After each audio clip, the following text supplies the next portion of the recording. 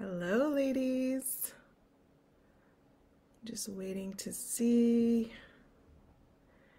Hopefully, we are good to go and my live is working this time. Pop me a hello when you jump in so I can know that you're here. I'm so excited about this live today.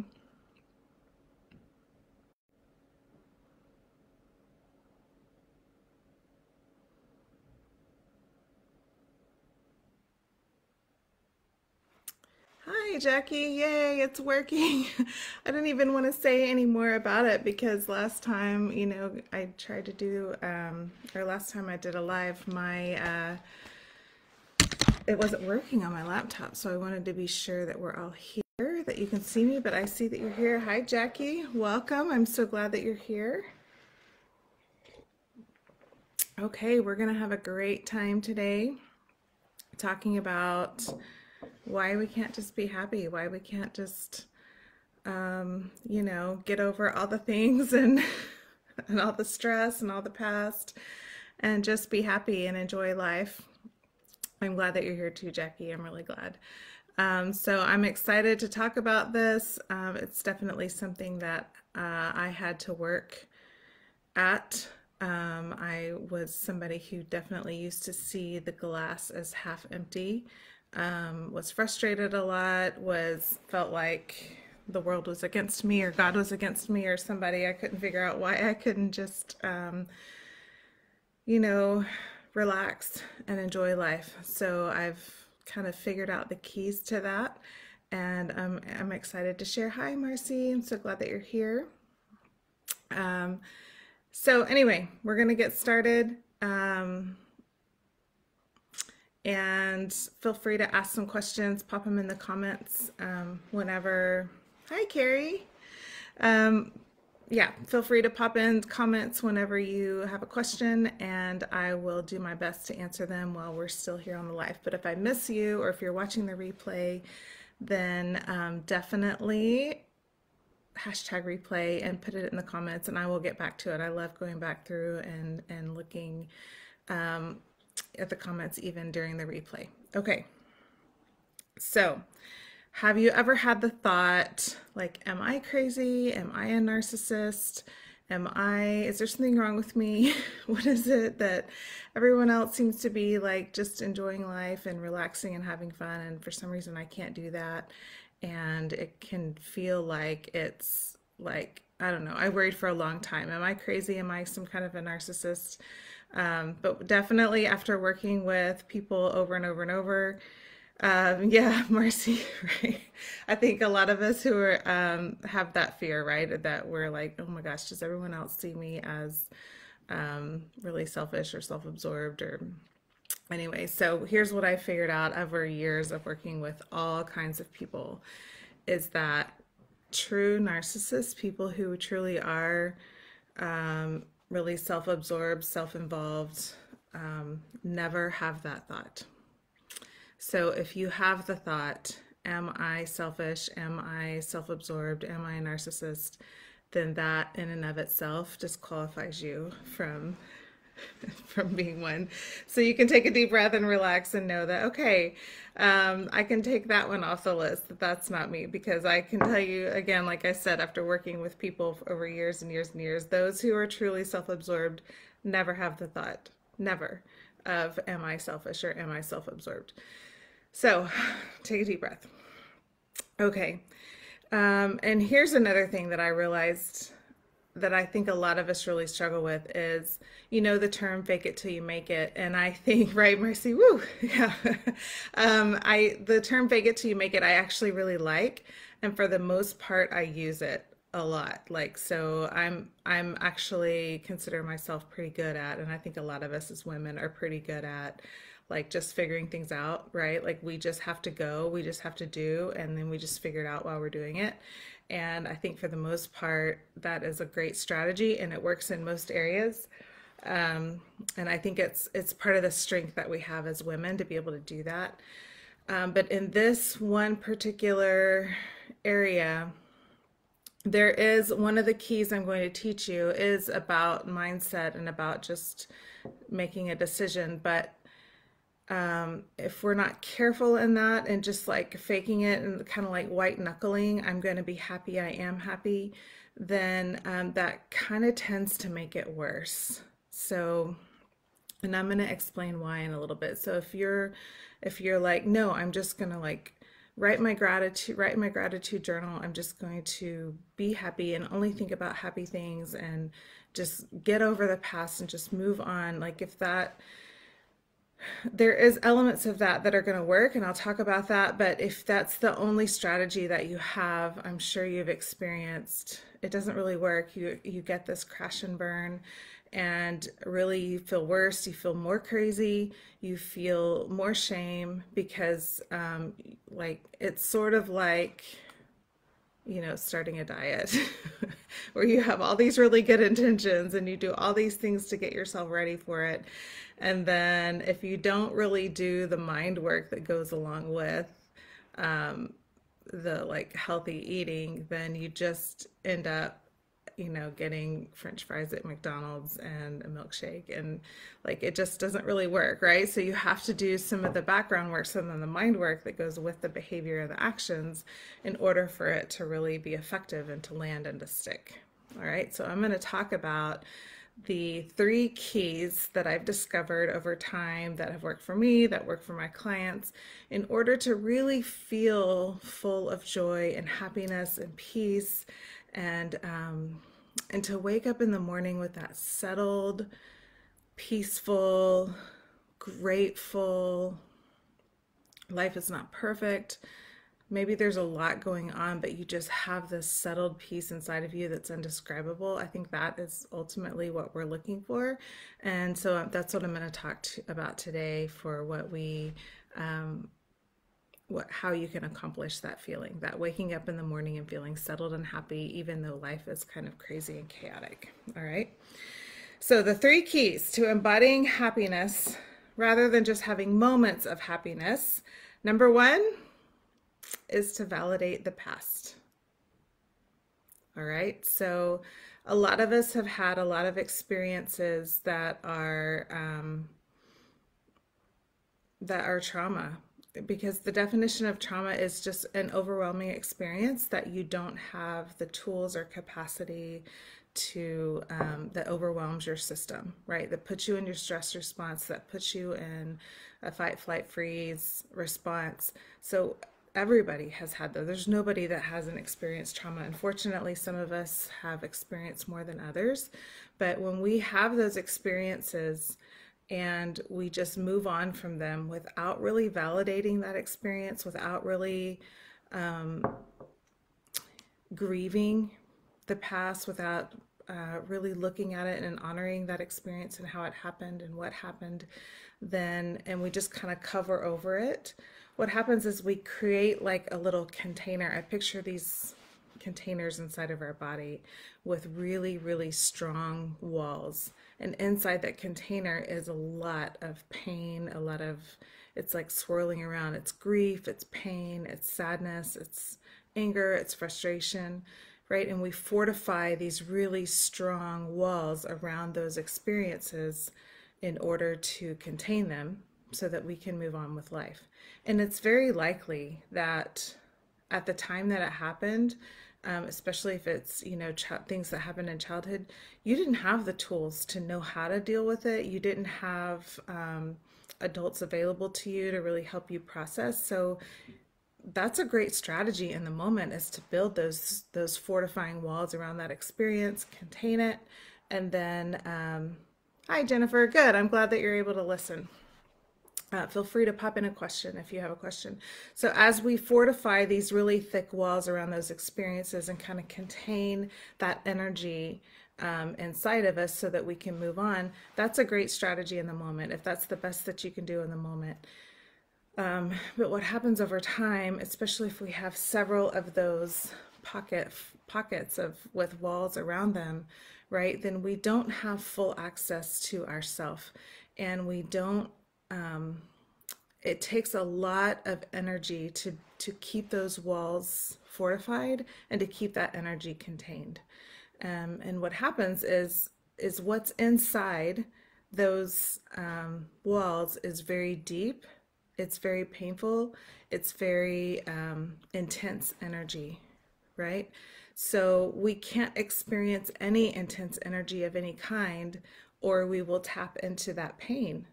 And so even happy intense energy, we can't tap into it because intense energy is all on the same level. It's really painful intense energy or really happy intense energy. It's all here. So you can't let yourself feel any kind of really deep intense energy, or you will tap into those pain points, right? So that's why you kind of, when we don't go back and process what's inside those containers, then we just feel kind of numb, or we feel empty, or there's a lack of depth. There's a depth missing to who we are and how we experience life around us. Life feels a little pointless and a little meaningless because there's no real depth to our experience with life. Does that make sense? So we have to, and if you want to truly feel just abundantly happy and at peace and full of joy, yeah, Jackie, then you have to create a little door into the container and peek inside and start to validate the experience that's in there, right? So that's why in the group earlier this week, I posted a little activity that you can do. So this would be a great activity to do with this first key, validating past experience, is write a timeline from birth until now, and just write the major points along that timeline. Hi, Lori, welcome. And it doesn't all have to be bad, although I think a lot of us tend to go to like the bad things that happen. It could be, like graduating college or graduating high school. It could be the birth of a baby. There could be, just write, my parents, at age 6, my parents got divorced. At age 8, this happened. At age, just what comes to mind as your major life events. And then once you do that, I want you to write, how did that impact me? What decisions did I make about life?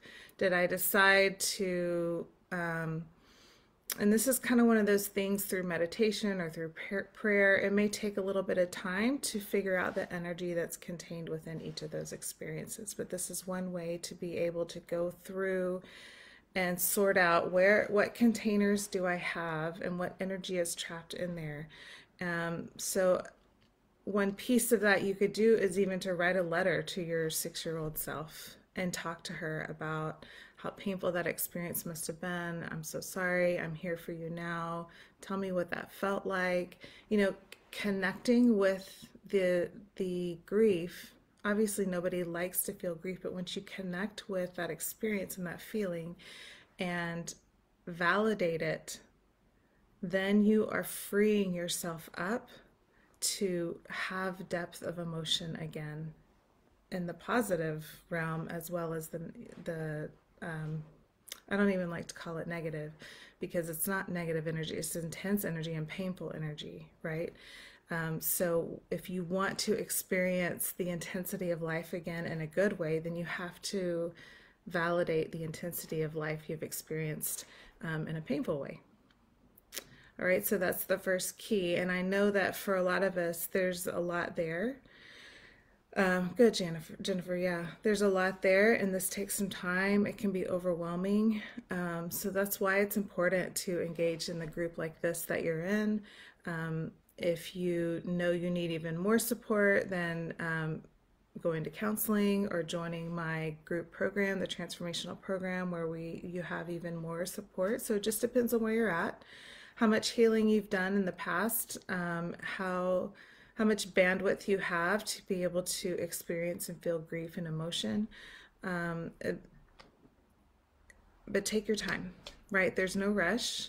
It's just knowing, like, okay, as long as I ignore all the feelings of my past experience, then I will have to ignore all feeling And that's why I can't feel happy and joy, right? Because unfortunately, we can't ignore one kind of feeling and then feel the other kinds of feelings. You either engage in your feelings or you don't. It's one or the other. And this, hopefully this is motivating, because like this is as good as it gets, and you're here because you're not satisfied, right? You're here because you're like, no, this can't be it, right? So let that be the motivator for you to, it feels really overwhelming at first, because as a kid, when you have these intense experiences, it is really intense and really overwhelming, and sometimes life or death, right? Because we have to connect with people to survive, and a lot of our intense experiences challenge that connection. But as adults, we have a greater mental capacity. We have resources and connections and tools available to us that we didn't have as kids. But the feeling inside is still that trapped kid who's scared and upset and is trapped, doesn't have resources or tools, right? So the feeling feels like, sometimes we feel like we're going to die if we feel those feelings, but that's the little kid in there who's trapped and scared. That's your little girl. But as an adult, the reality is you actually have more tools and resources available to you than that trapped part of you feels like. So that's why the initial going into opening the little door to those fortified walls and experiencing those feelings feels like it's going to be really bad. And initially, of course, it doesn't feel good, but what you'll find when you start doing is like, oh, I actually do have more resources and tools available to me because I'm an adult now. I can handle it. And if I can't handle it, then I know who to contact, right? You can send me a DM. You can contact your best friend, your pastor, your therapist, that you have resources to tap into that you didn't have before. Okay, so that's key number one, validating your past. And once you have begun the work of validating your past and have access to your feelings again, then you get to start feeling true joy and happiness to the deepest part of you again, which is what life's all about. All right, number two. This is a tough one for us ladies.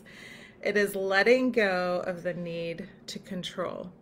Now, I know a lot of us feel like we're not very controlling, especially those of us who are people pleasers. We're like, that's the last thing I do is control. I actually let everyone else control me. But I want to challenge that a little bit. So the way that I'm just checking my notes real quick. If you've been hurt, especially if you've been hurt a lot, obviously you're going to try and self-protect, right? Nobody wants to keep getting hurt. So ways that we self-protect is to like sort of shut down our feelings. Like I said, we wall up our feelings, we compartmentalize them, and then we go into our head and we think, and we try to predict outcomes. We try to predict the future. We try to ensure that our life is very predictable so that we can keep ourselves from getting hurt. So we typically don't like surprises, or we typically, yeah, Jackie, you can relate to this, or we try to think through all the possible outcomes and decide which one's going to be best.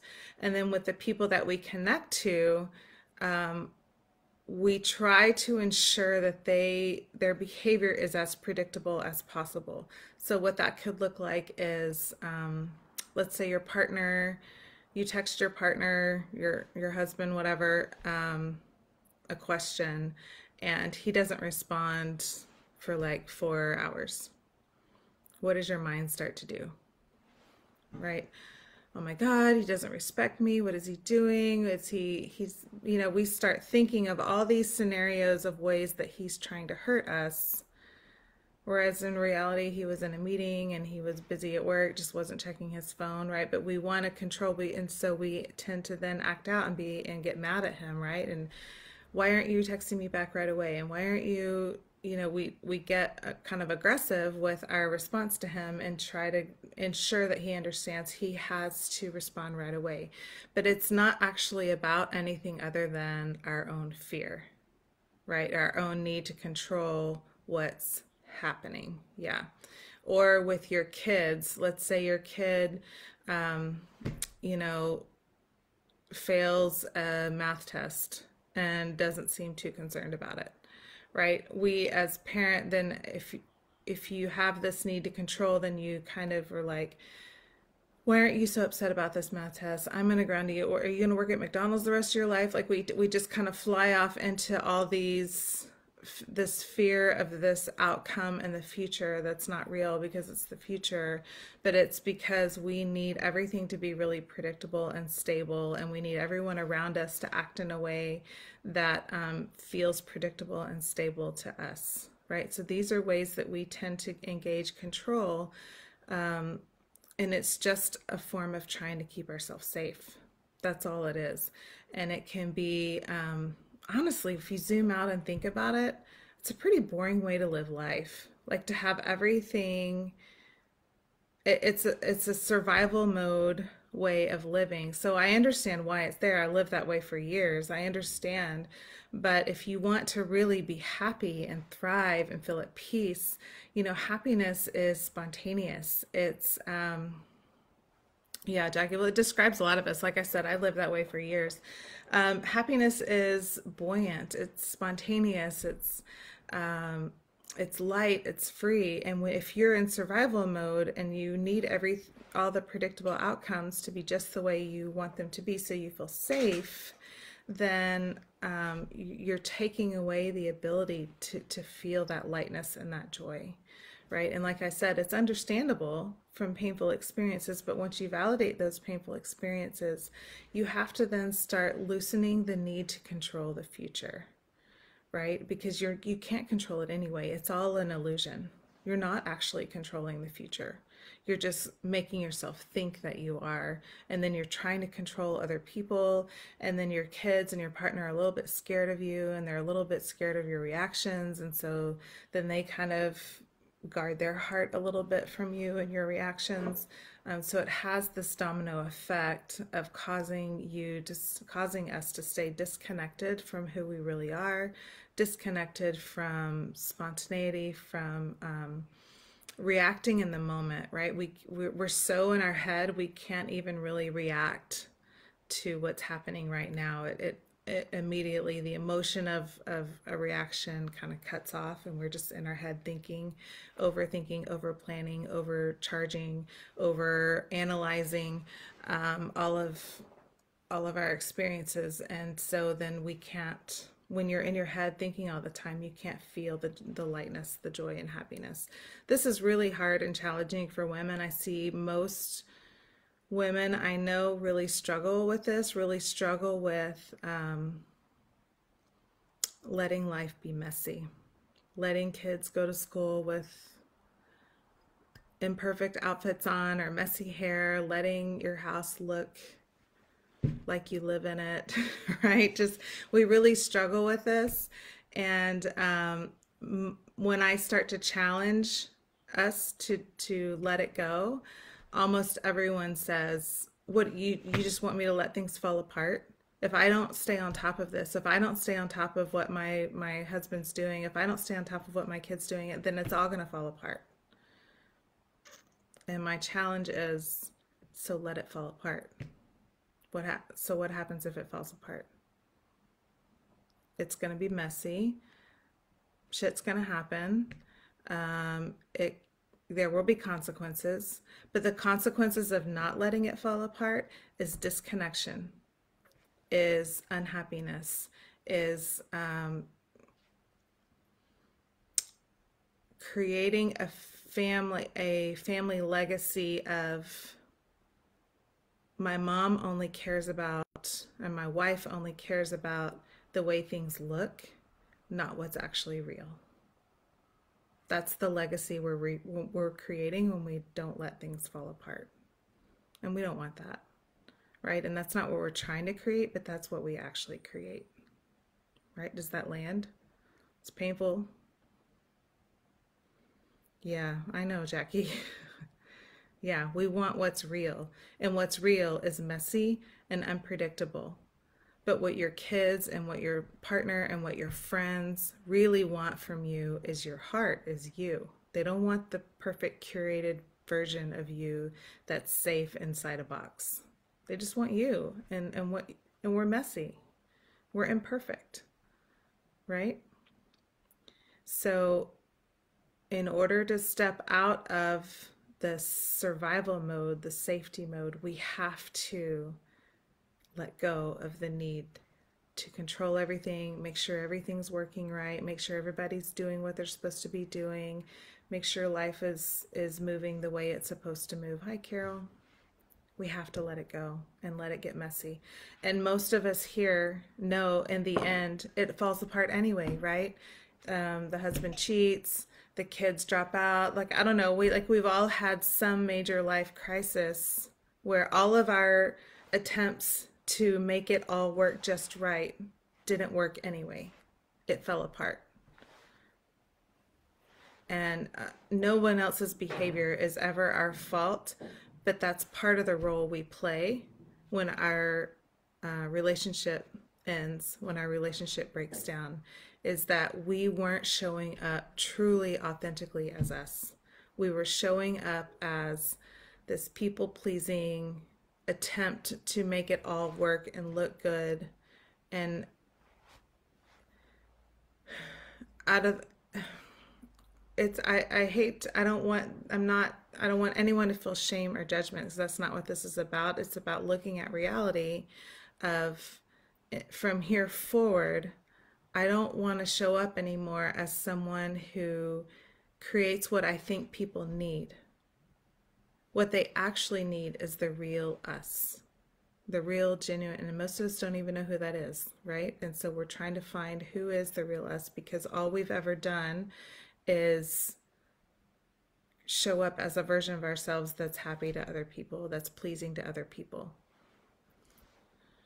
right? We were never even given the opportunity to know who our true, authentic self is. But if you want a really happy, connected relationship in the future with yourself, with other women, and if you're dating, whatever kind of relationships you want to create, if you really want them to be happy and genuine and full of joy, they have to be true and honest with who you are, not perfect and curated and some version of us that we think will make other people happy and pleased. And that is so hard to tease out for a lot of us, because we were so conditioned to only develop the part of us that other people wanted to see. Right? And that's what the transformation journey I created is all about. It's a 6-month journey where we meet every week. We go through digital coursework. We have all kinds of resources available for you to find who you are. Because until you know who you are, this is as good as it gets. And we're not satisfied with that, are we? That's why we're here. All right. So let go of the need to control. And it's super scary when you don't know who you are, but ladies, this is the only way to find who you are, is to let it fall apart. Let your kids be messy. Let your kids do what they're going to do. Let your spouse or your partner do what they're going to do, and see what happens. Right? They're not going to know what to do if you if you all of a sudden are like, whatever, I'm just going to enjoy the moment right now, and I'm not going to try. And I mean, what is that about? What is it about when you won't let your kid get a certain haircut, or you won't let your kid get a piercing, or you won't let your kid buy this outfit? What is that about? It's about, what are other people going to think? Well, who the F cares, right? Who cares what other people are going to, if your child wants to do something to express themselves, to find themselves, let your kid find themselves. Give them an opportunity you never had. Do not make them continue to fall into line with what's pleasing to you or anyone else. Let them find themselves. All right? Talk to them about safety, of course, when it comes to sex and all those things. But if it's a haircut or an outfit, let them do it. Let your spouse be who they are. Let your spouse dress the way they want to dress, talk the way they want to talk, eat the things they want to eat. You can't control it. You can't control how much alcohol your spouse drinks, how much sugar he eats, how much, like, let him be him and just love that person, right? Let your friends be them, you be you, and just, I just want you to assess if I'm upset by someone's actions, behaviors, words, thoughts. Is it because I'm afraid of what that will means in the future for me? And the answer is almost always yes. Almost always. And don't, so fear is then the guiding force in your life instead of love. Right? Fear instead of love. And what we're after is love. We came from love, we are love, we embody love. God is love. So let love be the connector and not fear. Fear of whatever outcome you think is going to happen that's going to cause you more pain. And look, I get it. I understand wanting to self-protect from pain. I understand it. I've been through a lot of pain, and I spent years self-protecting from pain, but it is a miserable way to live. Miserable. And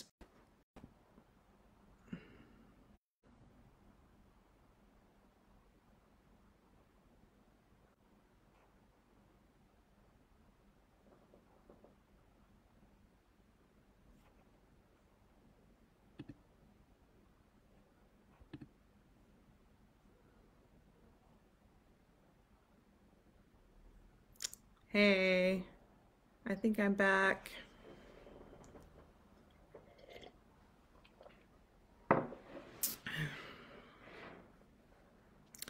We're back. All right, we're gonna get through this. I don't know what's going on or why, but I always feel like when there's like strong resistance, that means this is something that needs to be heard, right? So we're gonna keep working through it. And if I need to do it, if I need to teach it again in order to have it all in one video, that's fine, I'll do that. But I'm glad we're back. So basically, the more you're able to validate your past experiences, hey Marcy, the more you're able to validate your past experiences and let go of control is the depth at which you will be able to feel the happiness that's all around you. So right now it's going to be more in your head of looking for gratitude, looking for joy, looking for the things that you know are for you and with you and that you enjoy and that you like. But a lot of times in the beginning, it's like, I'm just going, and this is kind of right back to the white knuckling part of it that I was talking about at the beginning. It feels like you're just like going through the motions, but you don't actually embody fully the feeling of gratitude, of happiness. That's okay. Like I said, the more you process the past pain, the more you let go of control, the more you'll be able to embody what you're looking for in your mind. But you can go ahead and start retraining your mind now to look for things that bring you joy and happiness. You know, the innocent moments with kids, or a delicious warm cup of coffee in the morning. You know, it can be something really simple, but just look for the things that bring you comfort, that bring you happiness, that bring you joy. And it's like you retrain your mind literally to, because right now we've trained ourselves to look for what's not going well or what's not going to go well. And we did that in order to try and keep ourselves safe. So there's no shame in that game. There's no shame that we developed that skill set over time as a need to keep ourselves safe. But we are learning now that safe doesn't equal happy. A lot of us think that looking for safety means looking for happiness, and that they're two very different things, right? Safety is a survival mode, basic bottom line level of living.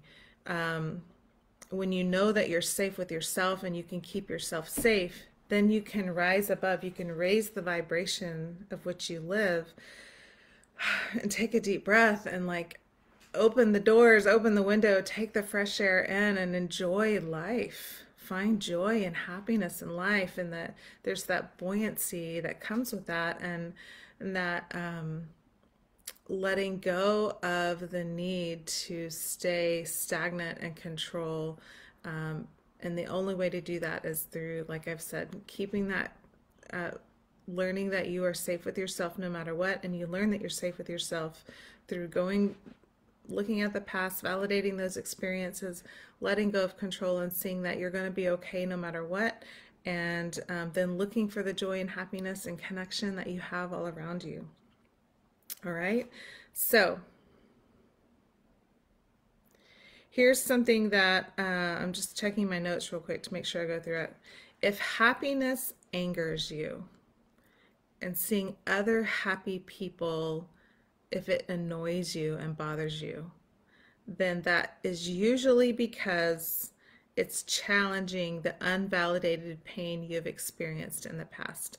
So if you have a lot of pain from your past that you've never looked at, that you haven't validated, probably because you're waiting for somebody else to validate it, which is understandable again, but we have to take responsibility for ourselves and go back. Hi, Claudia, welcome. If you go back and take responsibility for yourself, validate your own pain for yourself, then other people's joy and happiness doesn't offend you anymore. And your own joy and happiness doesn't offend you anymore. But if people being light and free and buoyant and happy bothers you or annoys you, then it's because you have some unvalidated pain from the past that you need to go back and look at and validate.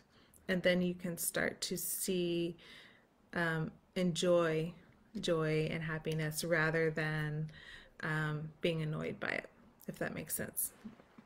Okay, so if enough is enough and you're ready to be done with survival mode, you're ready to be done with just getting by, with being frustrated, feeling empty, alone, isolated, and you've done all the things and none of the things work, because that's all behaviors, right? We can't, your feelings don't exist in behaviors.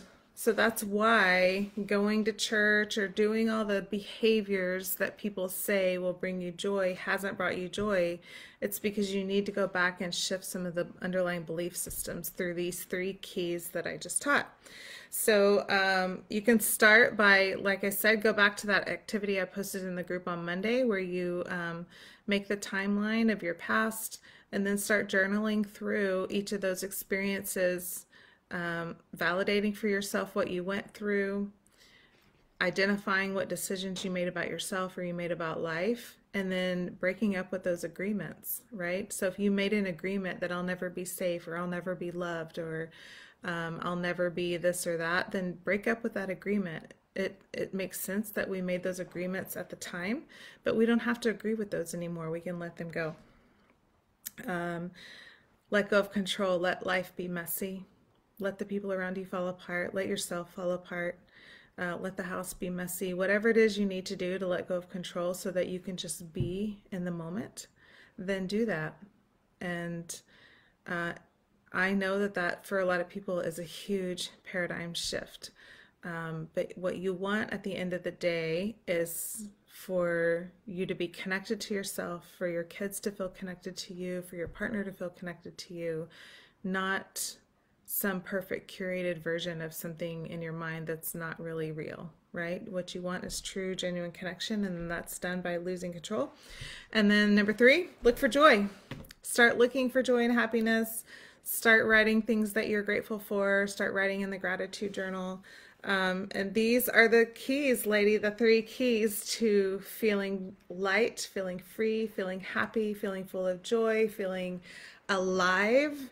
If you want to come alive, then these are the steps to do it. Okay, so I've given you lots of tools to be able to do it on your own. Go for it. If you need support and help, then I have a whole transformation journey that is powerful. The women in it are amazing. And they're serious about taking back their life and filling it with joy and happiness and moving forward with who they are, discovering who they are and practicing who they are and coming alive. So if you want to join us, we would love for you to join us. I have a link for you in the description here to schedule a chat with me so you can figure out how to do that. Or you can also DM me. I'm happy to chat with you about it. Yeah, I hope this was helpful. Thank you for navigating the technical difficulties with me. I appreciate it. Definitely. Oh Oh, I like your comment, Marcy. I'm a joyful survivor. Yeah, you are. Definitely send me a DM if you have questions. If you're watching the replay, put hashtag replay, ask your questions. I'll come back to you and answer them. Thank you for being here with me. It's always fun to be interactive with you and connect with you. I'm so glad that you are on this journey with me, that you are engaged and loving on yourself, learning about yourself, growing in who you are, and supporting each other. You guys, you ladies are doing an incredible job of loving on and supporting each other. I love to see that. So have a fantastic day, and let's connect. Talk to you later. Bye.